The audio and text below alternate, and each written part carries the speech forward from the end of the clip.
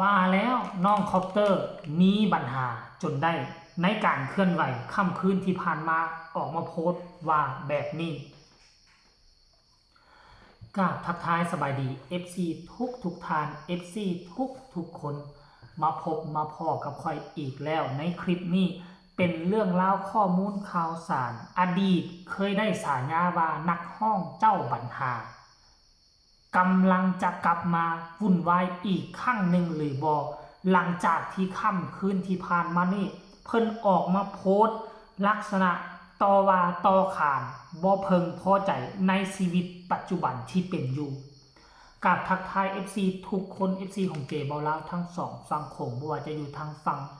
ไทยและก็ฝั่งลาวนะมาพบมาพ้อกันในมื้อนี้อากาศค่อนข้างว่าอึมครึมมันจะเข้า9 โมงแล้วแต่บ่เห็นแสงแดดเพราะว่าอยู่ในเขตนี้พายุถล่มหนักเมื่อคืนตื่นเช้ามาฝนหาก็จะจางหายไปแต่ว่าเมฆก็มาบดบังแสงแดดเฮ็ดให้พวกเฮาบ่ได้เห็นแสงแดดมื้อนี้แต่ว่ามันก็ดีบ่เห็นแสงแดดบ่มีแสงแดดมันก็จะเฮ็ดให้พวกเฮาซุ่มเย็นนั่นเองเนาะเรื่องราวมันเกิดขึ้นได้จังได๋มื้อวานนี้ทั้งที่มื้อวานนี้เป็นมื้อที่ดีของไผๆหลายคนพากัน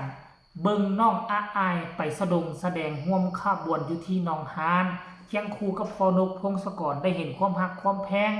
พี่น้องทั้งฝากฟังอุดรธานีต้อนรับน้องอาอายและกับพ่อนกพงศกรก็คิดว่ามันจะเป็นมื้อดีอีกมื้อนึงแต่ตกตอนกลางคืนมาอยู่น้องคอปเตอร์ออกมาโพสต์เคลื่อนไหวว่าฮู้ซึกว่าตอนนี้เหมือนตายทั้งเป็นถ้าเป็นเรื่องเล็กๆน้อยๆมันคงจะบ่ออกมาโพสต์แบบนี้แต่คำเว้าคำจาการที่ออกมาโพสต์แบบนี้เหมือนกับว่าตุยทั้งเป็นมันหมายความว่าจังได๋ชีวิตปัจจุบันนี้คือกลืนบ่ได้คายบ่ออกแม่นบ่ได้ไปเป็นตามเป้าที่ตนเองตั้งเอาไว้แม่นบ่แล้วเป้าที่ตนเองตั้งเอาไว้บ่ได้เป็นไปตามใจตัวเองมันเป็นเรื่องหยัง1เรื่องวงเรื่ององค์กรที่สังกัดอยู่2เรื่องพ่อฮักแม่ฮัก3ขอเงินแล้วพ่อฮักแม่ฮักบ่ให้หรือว่าจังได๋ท่านผู้ชมเจบ่เล่าคิดออกเพียงแต่3กรณี1กรณีที่คิดผิดที่มาอยู่กับวงนี้หรือบ่อันที่2 FC แฟนคลับพ่อฮักแม่ฮักสร้างปัญหาให้หรือบ่ควบคุมหลายเกินไปบ่อันที่3ขอเฮือนขอซ่านขอรถหรือว่าขอมาลัยแล้วพอหักไม่หักบ่ให้หรือบ่อันนี้เจบ่เราบ่ฟันธงเป็นเพียงแต่การวิเคราะห์ถ้าผู้ใดเป็น FC แฟนคลับของคอปเตอร์ฮู้ข้อมูลความจริงขอความกรุณาส่งมาหาเจบ่เราเด้จะเฮ็ดคลิปเฮ็ดข่าวแก้ให้แต่เจบ่เราก็บ่ได้ฟันธงได้อันนี้เป็นเพียงแต่การคาดเดาทุกคนเฮามีสิทธิ์คาดเดาเพราะต้นปลายสาเหตุที่เฮ็ดให้คลิปนี้ออกมาก็คือน้องคอปเตอร์ออกมาโพสต์แบบนี้รู้สึกว่าตอนนี้เหมือนตายทั้งเป็นเฮาก็สามารถคาดเดาคิดต่างๆนานาไปได้แต่สำหรับค่อยคิดในมุมมองนี้มี3ข้อเหมือนเราเสียใจกับเหตุการณ์ใดเหตุการณ์หนึ่งคือสิ่งที่เราตัดสินใจไปแล้วมันบ่เป็นดังใจที่หวังนะก็เลยมาออกมาเหมือนกับตายทั้งเป็นกลืนบ่ได้คายบ่ออกหั่นเลยตายทั้งเป็นสิออกก็ออกบ่ได้สิไปกะมันบ่เป็นไปตามใจที่ตนเองหวังนะมันเป็นลักษณะแบบนี้ใดมันเป็นลักษณะแบบนี้คันสิออกสอนว่าอาจจะติดสัญญาคันสิอยู่สอนใจบ่อยู่แล้วใจบ่ทุนเทียงแล้วคันกรณีเกี่ยวข้องกับวงนะอาจจะบ่เกี่ยวข้องกับวงก็ได้อันนี้เป็นเพียงการวิเคราะห์เด้อแล้วข้อที่2นี่หรือว่าจะมีปัญหาเรื่องเงินทองเหมือนกันกับวงเก่าที่ผ่านมาหรือบ่เพราะว่าพ่อฮักแม่ฮักมอบเงินส่วนใหญ่ไว้กับผู้จัดการใหญ่ก็คือลุงใหญ่เป็นผู้ควบคุมดูแลสิ่งนี้บ่มันจะเป็นสาเหตุเฮ็ดให้ผู้ปกครองบ่เพึงพอใจ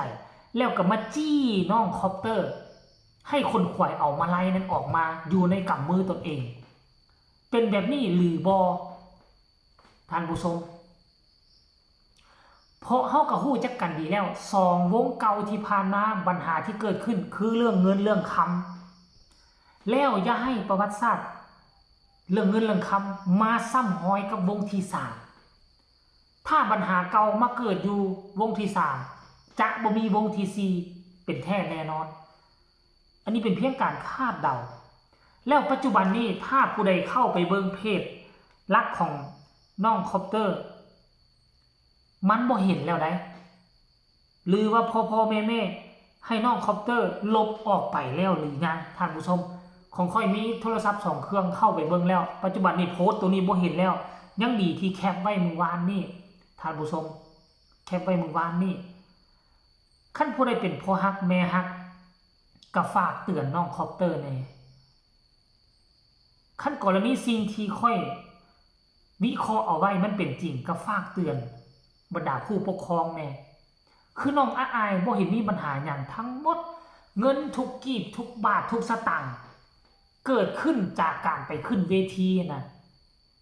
น้องบ่ได้จับแม้แต่กีบเดียวแดงเดียวแม่นเอาให้ทั้งพอนกพงศกรเป็นผู้ควบคุมดูแลแต่บ่หมายความว่าน้องบ่มีสิทธิ์เป็นต้นแม่นคือการซื้อที่2แปลงก็น่าจะส่วนหนึ่งได้มาจากเงินตัวนี้แหละเงินที่พอเก็บเอาไว้ให้นั่นแหละคืองาพากันไปเบิ่งแล้วโอ้เหมาะสมเด้อทีนี่เหมาะสมเด้อมองหั่นแล้วก็มาลมกับพูดมาคุยกับพอนกพงศกรพอนกพงศกรเป็นอย่างจะบ่ให้ก็ให้แน่นอนอยู่แล้วเก็บเอาไว้เพื่อให้ได้เป็นเงินเป็นก้อนและให้เขาไปซื้อสำหรับซื้อทอกซื้อทีแม่นยาหลอกยาล่ำหักจะไปเบิ่งเองบ่เห็นมีปัญหาอย่างกันเห็นบ่คันถ้าหากว่าผู้ปกครองมีความมีความสำนึกคิดนะบ่เห็นมีปัญหาเลยแต่ว่าละน้องอายสิเอาเงินใส่มาใส่กับเงินมาไล่ทุกมื้อนั่นเด้ก็เหลือกินเหลือจ่ายแล้ว 2-3 คนนี่น่ะแล้วน้องคอปเตอร์ก็บ่แตกต่างจากน้องอายสำหรับเงินกินเงินยากโอ้ยเงินติดมืออยู่หน้าเวทีเงินมาไล่เล็กๆน้อยๆก็เหลือเฟือแล้วแหละมันก็เหลือแล้วแต่ถ้ากรณีว่าครอบครัวยังมายุ่งเกี่ยวกับเงินห่วงหนี้อยู่ยังเรื่องเงินเรื่องคำอยู่น่ะมันจะก่อให้เกิดปัญหาซ้ำซากแล้วอาจจะบ่อยู่ฮอดฤดูกาลก็เป็นไปได้เด้อฝากเตือนด้วยความหวังดีแต่ว่าสิ่งที่ค่อยเว้าอาจจะแมนหรือบ่แมนค่อยบ่ฮู้เพราะมัน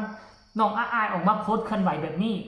ซ้ำนี่เฮาก็สามารถตีไปได้คิดไปได้เช่นเดียวกันผิดพลาดประการใดต้องขออภัยคลิปนี้ฝากทุกคนกดไลค์กดแชร์กดติดตามให้แน่เพื่อจะบ่พลาดในคลิปต่อไปที่สำคัญอย่ากดข้ามโฆษณาไผมีคำตำหนิติชมคำคิดคำเห็นแนวใด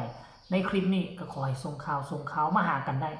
พบกันใหม่ในคลิปหน้าสำหรับคลิปนี้ขอกล่าวคำว่าสบายดี